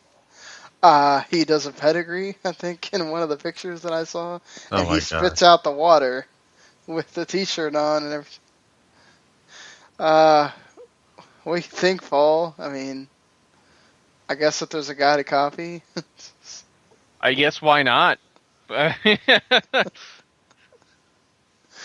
I'm sorry, we would do like a full thing on this, but we're already at 2 hours, and that was kind of the max that we're supposed to do with these shows. I think the big thing on here, Sonata is going to be wrestling, so to see him work on New Japan will be really interesting.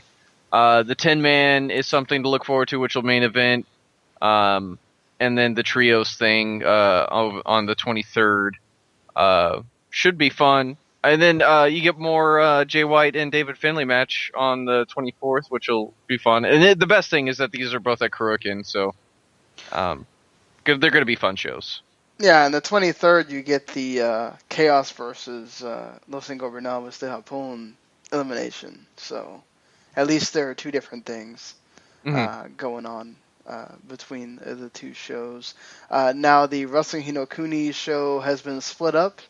As I kind of said before, they put Shibata and Nagata and the IWGP Junior Tag title match on Dontaku, so now that show is loaded, and perhaps we'll go to 4 or 4.5 hours. That's the 5-3 show, and now the show, which is also in Fukuoka, but it's at Hakata Star Lanes, and on 4/27, will carry the other matches, the IC title match and the Tanahashi Fale match, as well as I think the heavyweight tag title match and something else. So that's not on New Japan World right now. I think that might be one of those things, kind of like what they did with the 319 show that had the Shibata and Kojima. That might be one of those where it doesn't air live, but they put it on demand like a day later. So I'd imagine that you can't have a show like that with those big matches, not have it available for other people to watch. That's what they're probably going to wind up doing. But we'll be able to talk about both of these shows on the Monday show, and then that 4/27 show, we'll talk about it on the Thursday show if it's available by the time we get to do that Thursday show. Oh, definitely. So there's going to be lots of great stuff looking forward to on Monday, so you don't want to miss that show for sure. And, of course, we'll be talking Monday Night Raw on that as well. So you get a full show looking forward to you on that day. Okay, guys, let's go ahead and jump into this. Let's go ahead and crown a Superstar of this week. Superstar of the Week.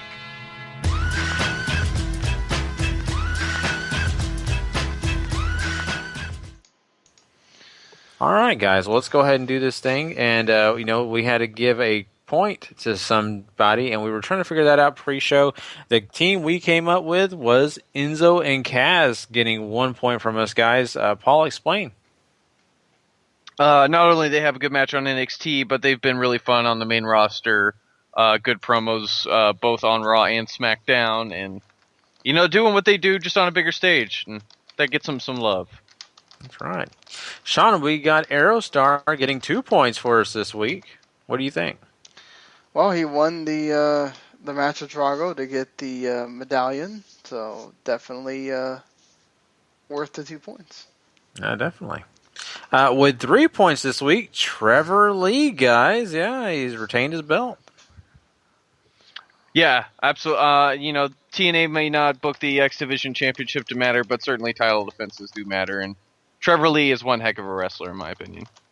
For sure. I understand that. With 4 points, we got Matanza. That's right. He has a chance to be great. But right now he is. Right now with 4 points.